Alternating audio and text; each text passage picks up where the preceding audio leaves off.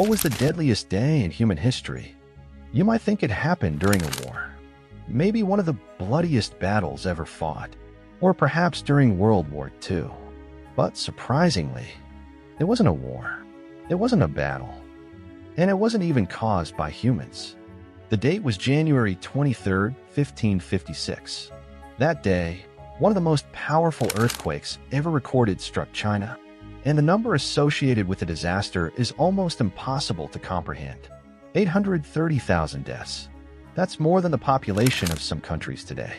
But here's where the story gets interesting. That 830,000 wasn't the number of people who necessarily died that day. The earthquake devastated the region of Shaanxi. Buildings collapsed. Cave dwellings were destroyed. Landslides buried entire communities. But when the shaking stopped, the disaster wasn't over. Famine, disease, and exposure killed many more people in the aftermath.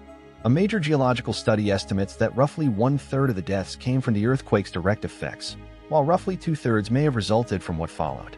So was January 23rd actually the deadliest single day in human history? We don't know. And there's another terrifying contender.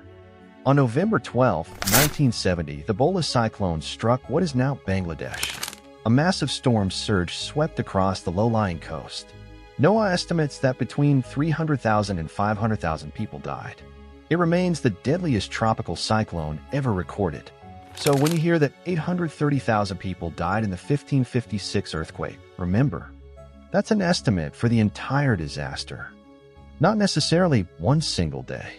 And that's why the answer to what was the deadliest day in human history is much harder to prove than you might think. Well, actually, we may never know.